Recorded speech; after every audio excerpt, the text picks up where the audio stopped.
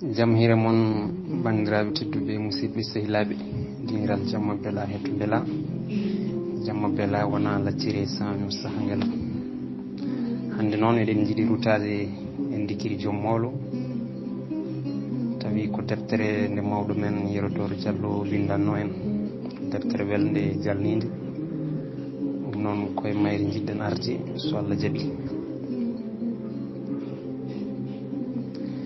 Neldal faade kala giɗam e sihilam, faade kala beltortoɗo janngude coñce pular, faade kala beltiɗo ina yiɗi jalde, faade kala jeewaɗo ina yiɗi yewtude fittande mum, faade kala balduɗo goƴaji aduna e caɗele gurdam ina yiɗi yejjitinde metti mum hayso ko leƴƴande e gurdam mum.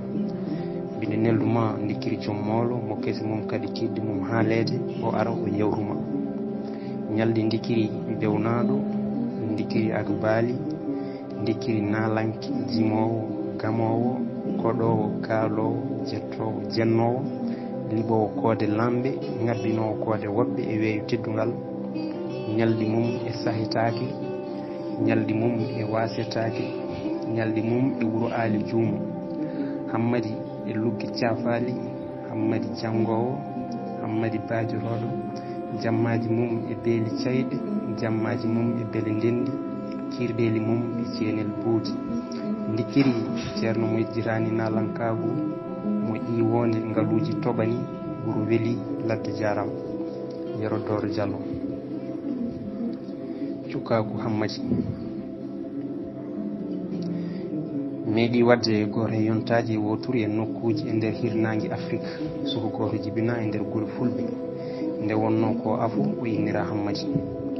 Mamma ko debbo nehimo bewnimo bewre yewtude kerol rewnimo jungo ha ɓurti. Yummum hammadi suusa haalde hen, bammum hammadi suusa haalde hen. Kala biɗo hammadi yitere ma ina wojji mamo tikka guedde ñamde jooɗo fodde balɗe ina duho ina waya. Nayidu debbo jaɓata tanum haaɗe ɗo jooɗi foof bo rentinatani ko haare hay so fiyama woto yofto. Heddi omo fillano ɗum ɓen ɓe kareli mbowmi hawri kadi hammadi taga ko kulɗo reedu. Haalullaji mamiraɗo ɗi ɓeydi maade kulol e ɓernde makko o mawnidi hen o hersata dogde o hersa ha wayde. Ala foof ko mamiraɗo andinimo e golle guura jaɓata o rema jaɓata o ayna. Ala foof ko andinimo e kutorɗe gurdam so wona nalankago yimde e amde. Hawri kadi ko ɗum woni lowdi makko e gurtuɗi makko ko noon kadi o nehira.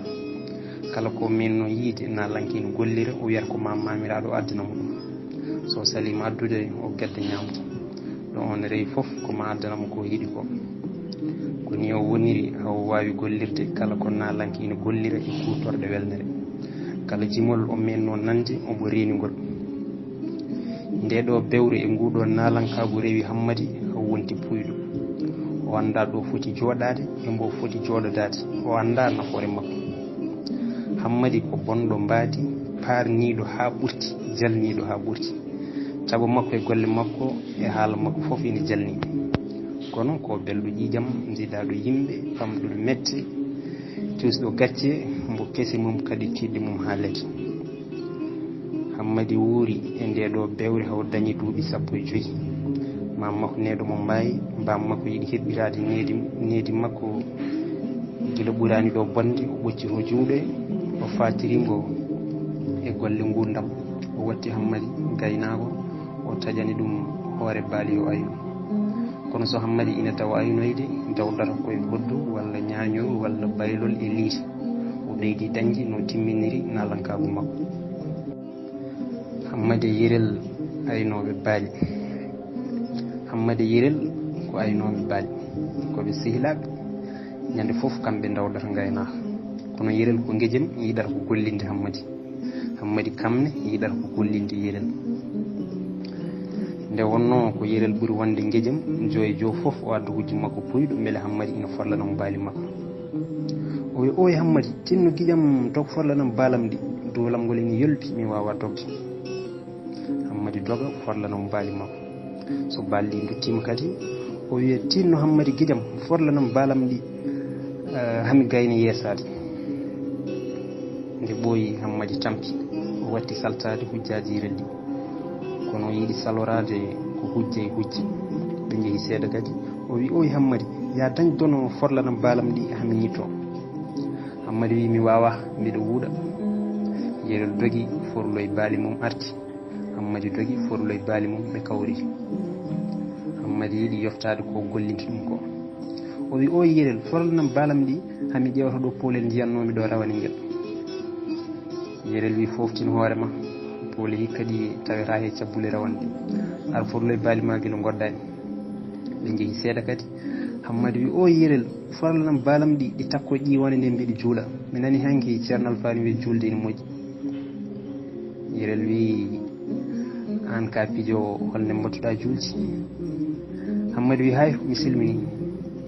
Ɓe jeehi seeɗa kadi o wi o Yerel forlanam balam ɗi mbiɗa miijo ɗo hunde welde mi yiɗa miijo gottadi. Yerel wi mi wawa gonmi koye gonga.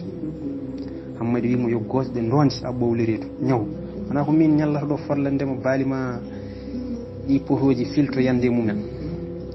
Yerel wi hunde foof mbiɗa wawi muñandema so wona hudde balam ɗi huɗam min hooram kono woto hud balam ɗi. Hammadi wi somi huuɗi ɗi potoji gasde ko mbawɗa hen. Yerel wi an poto e falede e lotirke aɗa huuɗa balam. Hammadi wi an moƴoyel ngel aɗa saafi ñiiƴe no rawanu ngartoru hoɓɓe ko neɗɗo ɗaɓɓirma fof caloɗa. Ɓe dugdi haɓe tampi. Hammadi forli baali mum fati tumbo nguru heɓi dow lawol jooɗi ina yima ina liita liite mum.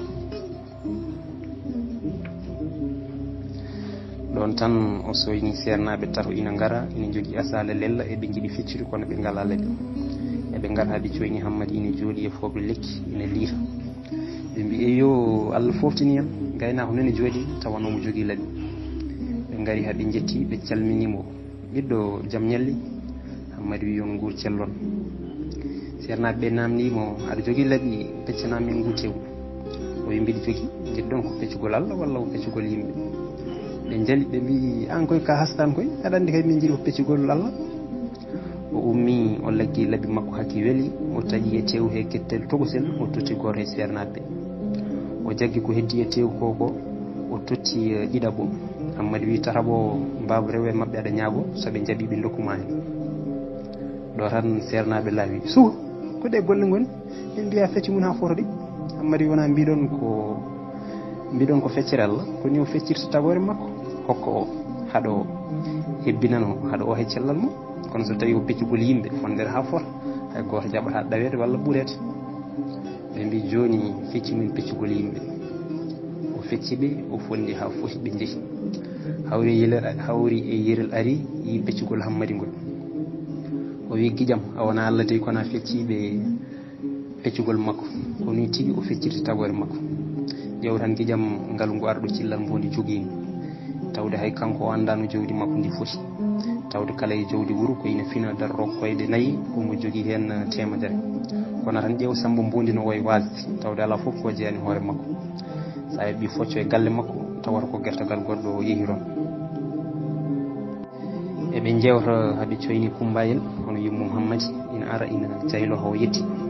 O wi Hammadam bone ko baɗɗo gollutoɗo ari joni wi ka Wamoudou maayi mbiɗa yaha Janaysi. Hammadi wi foftini hoorema ko ɓuri ɗum bonde waɗi gaay saabu baali caygel ngel songama hande. Ɗon tan dongal Kumbayel saami. O wi ko joni kalɗa boɗɗo. O suumi jungo e huno o fawi wongo ngo e ɓernde o teƴƴi ko juuti. O wi mbiɗa andi ko kabaru bonɗo nofuram ndu serannode balɗe foof. Hammadi wi min nde jiimi jonkol ngel baalel mi ronku nangude hooram kippimi maggel goymi tan ha hooram nde muusi. Kumbayel wi Hammadam a woyani hakke ma so kabaru gonɗo yettima bamma kulmi woto jokkitade pawgal makko hen kono tan Allah ko moƴƴo o jabren Allah oto simmito hen. O wi ñaw waali o kabaru ha metti. Hammadi wi Allah ko moƴƴo kono mi anda foof ko tagui ɗe kulle puyɗe fowru e boyi e mbarodi. Yerel wi taguiɗe ko wasde jogade dammiri ñaw waali e ɗe inde hoto sowruɗe inde joni ñalawma jooɗi ne sawi e ladde. Kumbayel wi ala ɓikkonam lesɗine daade walla goppon ka haala saabu sernaɓe ɓe ne mbiya jomiraɗo ina nana kala ko haala saabu nokku foof mboɗon jooɗi. Hay ñaw waali o kabaru ha metti. So maaɗi ngel baalel tawnomi ko wuuro mi dawrano hande kono tan mi ɓenni komi cuŋiɗi no feewi e mayde ka Wamoudou e mayde ngel baalel. O o rendini dongal makko o benni ko mbo duhiya. Hammadi Yirel jooɗi ine jewta ha ɓooyi. Hammadi wi Yirel yitaram nde wojjani. Yirel wi nde wojji kay. Hammadi wi nde muusani. Yirel wi ko andin tan so yitere ma muusi ko min andata. Hammadi wi ñaw ko andinma nde wojji ko ronkata andindemo so nde muusi. Ko muusi kay jiiɗo fof ina andi ko ɓowdu reedu tan gonduɗa ko ɗum haɗi cehilagal men nde welde. Yirel wiyan ko hanma andude so nde muusa tawde ko yitere ma. Hammadi hono gandiranmi mi yiyanide a yiɗi kam darogal ɓe nduko haade coyni Samba Kumbayel ina ara o wari haw ɓaji. Hammadi ha cilal Samba wele jibinde wele miññude mi taƴori ngo mooso ko kabaru belɗo addi holko ñalli wuro. Samba wi nene yeehi Janaysi kaw Amadou Baba sellani ko jimaɗo o ñalli ko tuuti mahamen yanoɓe saynuno yaade jaaji garti keɓani debbo ina piyaron ha nande e wiro ɓursa. Hammadi ko kabaru gonɗo woni wowi dey ko saynunoɓe garti keɓani debbo kono piye kadi ɗum nde woni dañani dañora. Yirel wi Hammadi woto hen muño ha Samba jokkir haala mum holmoɓe kaɓi. Samba wi ɓe kaɓi koye galo miñum biron ɓe mbi ɓe gar ɓe tambi Penda Sadio ɗo wenduɗo haw ari ɓe caynimbo ombo wulla hawri e galo ina orna baali mum o nani gulali ɗi o dogi o faaboyi o tawi ko sehilaɓe jaaɗi gari saynade jamaɗo mawniɗo o haaɓi e mabɓe o fi sori ha sumti o fi maham ha watti moƴƴe paate e buulo noon ɓe kalani ko waɗi ɓe kono ɓe garti koyeɓe pala e dow pucci. Hammadi wi woro Samba ko an boni ko habrata neɗɗo en habra yimɓe o bon wowi kay ko mbiya hoɓɓe ngari wuro kono wona ɗi kabaruji taƴoji tekteti. Samba wi hoɓɓe kay ngari wuro ha keewi. Hammadi ko ɗum woni kabaru mbar ko rewɓe. Samba wi ko sernaɓe askoɓe baali. Yirel Hammadi cuumi juuɗe e kunuɗi ɓe mbiya haali ko boni ko addeɓe joni. Samba wi muñe hami jofno kabaru jam ɗi. Hammadi laayi wi ala Samba yoni min jiiɗa nande ko heddi ko a wari min e kabaruji ma mettude. Yirel wi ala Hammadi woppo haala yama keɓen hen kabaru belɗo tuftoro ɗen.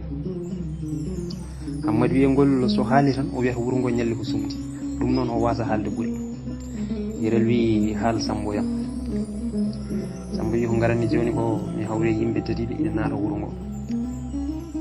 Hammadi wi a yiide ko mbiyannumani. Yirel wi koni Samba haali ko boni tedde paɗe yoɓe yoma en ngari wuro. Samba wi keɗoɗe ina heddi kabaru goto mawɗo ɓe mbi ɓe jiiɗa ɓe cali nande ko heddi ko ɓe jeehi ɓe goppimo ɗon. Hammadi e ceerno Gundoji nden ndungu luggiɗi so Hammadi aynoyi ñalli ladde ha hiiri o hirtina baali makko e nder coyle guese o mbaɗata Gundoji so jofti o hiira huttude Gundoji makko o dirda guri ɗi ñañoji e mawloji makko. E nder nden hirande ceerno Alpha ina roomi ɗon e wuuro mabɓe he nde tewgundu ɓurinimo hunde foof e aduna ɓurinimo hay kurus makko ala ko haali mirolol makko ngol. Waɗi saaha ceerno Alpha namdi Hammadi to heɓata ɗi Gundoji payɗi. Hammadi wi coyle ɗe foof ina keewi daggundoji kehiɗi foof ko ɗon kirtinanmi mbalam mbiɗa waño Gundoji kottirdumi ñañojam. Ceerno Alpha wi ngel kullel ngel jiiɗade Allah ina waɗi tew mum sirru mawɗo kala ñamdo tew maggel ha reedu mum waɗi bellere on sumata ñande darga kadi jiyal gotal ina e gundu so jangguɗi ina ngola ngal suuro mum ɓorata ɗum jiiɗa e momin gollita ɗum e dabo minen jangguɓe emin jogui hen golleji mawɗi sanne sanne ko ndiɗo cuundi waɗi Allah rumtini ɓerɗe yimɓe yidde tew gundu wotoɗi ngalde aduna kadi tew gundu o ina dahmi ina dagui. Janggo mum tan ceerno jooɗi ha hiiri o andi Hammadi foti yartude e coyle o wi almudo makko Abdoullahi ƴeftu sahalla ka jehen caggal wuuro aɗa dursiroyo gaddora laaɓi e gasirgal ndehe nawi ceerno tan ko wawi joyde Gundoji ɓe jeehi haaɓe jetti e Hammadi. Alpha wi Hammadi addimi hannde ko mbiɗa yiiɗi mbañanami ngaari Gundu mawdi mbiɗa jogui hen haaju mawɗo no feewi. ceerno ina fembi hoore mum ha laaɓi tos o heddi waare e gemene o loggi kurus e dande o tari metolol makko o ƴefti sawru makko omo jaysa omo wulna ɓandu makko. ceerno Hammadi Abdoullahi ciiri riwde gundoji e nder coyle so ɓe jii gundu tan ceerno wona e ñengtade ene wiya gundu nudɗan lawɓe ngari gundu nudɗan lawɓe ngari gundu nudɗan lawɓe ngari so ɓadima tan gundu doga ɓe ndewa hen eɓe ndiwa kedde so gundu naati e gaska ɓe kiira alde nde wonno ceerno Alpha Oussou joom sembe so ɓe naatini gundu o nanga e dorlol o hiira fodde o wiya ma o yaltidir gundu o sembe o fooɗa haw tampa Hammadi wiya ala ceerno hoto fuusi becce ma e mere gundu yaltirta poɗgol muño mi waɗa losole caggal he tan o woppat tawa fuusani becce ma ceerno wi ala Hammadi oto waɗi hen locol ngol ɗum koko ñamate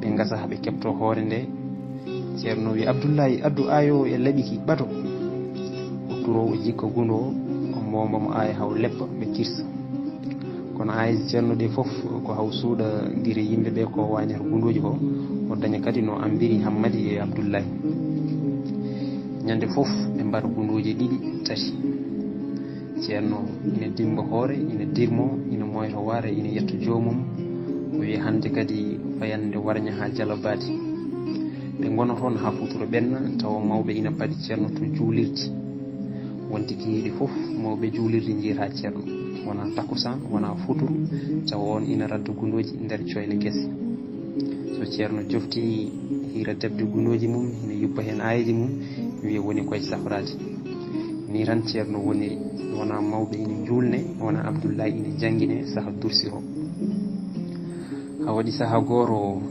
ɓe kirdoyi raddu ɓe nanni gundo e gaska ɓe goni alde ndehe soore ina e nder gaska he eɓe gasa ceerno ina foti dadugal mum ha tiiɗi ina jaysa ina foflodiri juuɗe ina wulna ɓandu mum ina faadi haɓe kebto hoore nde o turo o jikka gundo o ɓe kirsa Hammadi ina asa Abdoullahi ina dari ina tammi laaɓi e daha aya ceerno wi Hammadi yoni hankkadi norol ngol fof feeñi woɗɗir hami jikka mo o yecciti Abdoullahi o wi ɓadin laaɓiki e ayo hande kadi Mikayilu ɓehi cakkudi heɓama o turi o jikki o darani Hammadi ina rumti ina fiɗɗa juuɗe mum ndeke Abdoullahi yi ko ceerno jogi ko o wi gullide yala koyɓe Hammadi yecciti yi soore nde tan dogi Abdoullahi rewi makko ɓe daroyi to Hammadi wi ceerno a maayi ko soore nanguɗa ceerno daari soore nde tan wulli o wi balle kam woppude omo ama tan omo wulla Allah e kulol o deɗɗinde hande maayi o weddinde o dogi o heɓtiɓe omo signa Hammadi wi koni ceerno Jarayilu ɗeeɓi ɓetandema seeɗa tan nde gatma guila ñande hen ceerno Alpha woppi raddoyde gundoji waɗi saaha goto Hammadi aynaɓe baali jeehi pettoji nde tawno eɓe keewi ɓe mbaɗi widru mawndu ɓe mbaɗa jontande hande o hirsa jawdi kamɓe fof ɓe ndenda ɓe ñaama so ndin gasi goɗɗo hirsa Hammadi wiɓe ko min sakkito hirsude taw baalam ɗi gotti seeɗa saabu baalam ɗi fof ko hakkude nayeji e ɓesɗi e jawɗi mawɗi e borti kecci ñalɗi ina jiilo aynaɓe ina kirsa jawɗi eɓe ñaama Hammadi ina waɗa kirɗeli ha warlande kirsugol arti mum nden o tawi gaynaka omo andi so jofti ko kirsanowo aynaɓe ɓe ko kirti o ñalli miijade ko hirsata mbaalu ngu wondari fof o saɓɓiro o wiya mi wawa warjenko nden ɓooyi ari e miijo makko yo wañanɓe hay soko wandu o nawna ɓe nden o felliti o ñalli raddude baaɗi haw fewniri e dinkiyal naywal ina mucca jaɓɓe tan ha reedu mum heewi ina heeɓi fofre lekki ina mona o ñengti haw yetti o tappi ngal ɓande ngal fukki o hirsi o hutti o taƴi hoore e takke ɗe o ɓoori cawgu ngu o ubbi o rondi tewu ngu o nawi ha aynaɓe ɓe jofni heddiɓe mbi yo Hammadi heño hirsa jawdi mum eɓe kirto ɓe lelo Hammadi ummi moytani nder baali mum woni toon fodde ko neɗɗo ina hirsa hutta o ari ombo wuudi tewu ombo funtaɓe o wiɓe ndehe tewu ngu juɗe hande mi yima noon ɗo jimol belgol Hammadi ƴetti moolo mum firli ene yima ina hoɗa aynaɓe ina jiiɗo tewu ina ƴakka ina caɓɓito ina mbiya hay ko ngu tewu lammi ñawwali ngu tew ƴaggi lammi hammadi acci haɓe puɗɗi harde tew ngu o wayli leɓol molo e jimol omo wiya ƴakke balel mbolo gawdi ƴakke coyel nder fonde ƴakke kibbel bona mbiyelo ƴakke balel safa tew goto aynaɓe wi hammadi a semti ngu kay safani an kam ko balima ɗi duri hannde ñaw waali ngu tew lammi ɓerdam fof jambiri hammadi wi mo ñaw ngu lammata ko muccata jaɓɓe ɓe mbi ko mbiɗa ko hammadi jali wi ƴakke tan ngu woni ñallowo dow jammi mucci jaɓɓe ha reedu mum heewi heeɓi foɓre lekki ina gonga ina ŋaño tinde mum ɗon tan aynaɓe ñori goppi tew ɓe mbi e bone hammadi aɗa ƴakkini yimɓe wandu heddi goto foof ina loojoro banggue beele ina tuuta eɓe duwotan gonɓe ndondo hammadi kangal aɗa ƴakkini yimɓe tew wandu yo cakke newe yo koye mabɓe ina ceehi ha ina duudunomo wonɓe ɓe ina kawa ha ina jala